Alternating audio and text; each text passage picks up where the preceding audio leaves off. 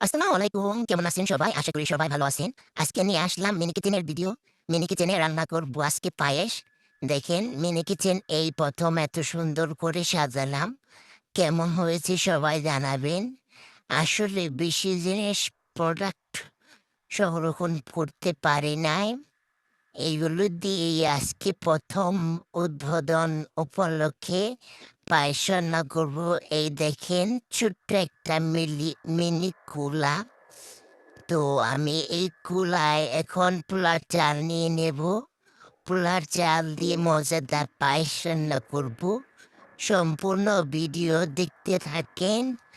আর এই দেখেন আমি মোবাইল দিয়ে রান্না করতেছি, ধরতেছে না, জ্বলতেছে না। তাও সম্পূর্ণ ভিডিওটা দেখতে থাকবেন। দেখেন রান্নাঘরের অবস্থা একটু অগোছালো। আস্তে আস্তে সব ঠিক করে নেব। এখন আমি এই যে পোলার চালগুলো সুন্দর করে ঝেড়ে তারপরে এক বাটিতে নিয়ে সুন্দর করে ভিজিয়ে রাখবো। কারণ ভিজিয়ে রাখলে একটু তাড়াতাড়ি নরম হবে এবং তাড়াতাড়ি সিদ্ধ হয়ে যাবে।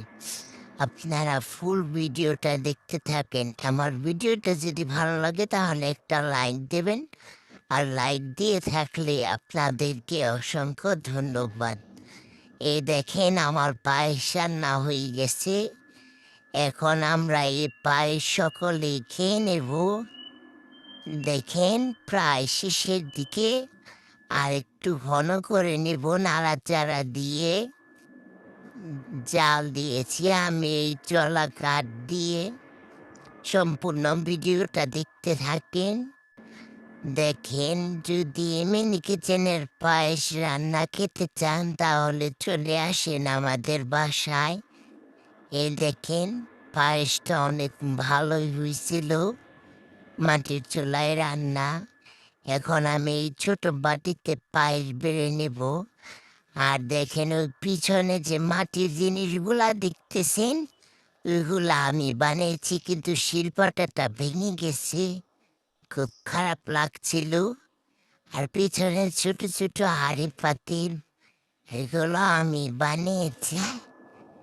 দেখেন আমি উম, এই পায়েসগুলো বেড়ে নিচ্ছি। কমেন্টে জানাবেন আমার পায়েস রান্নাটা কেমন হয়েছে। ভালো লাগলে একটা লাইক কমেন্ট শেয়ার দিবেন। আর আমার ভিডিও প্রতিদিন দেখতে চাই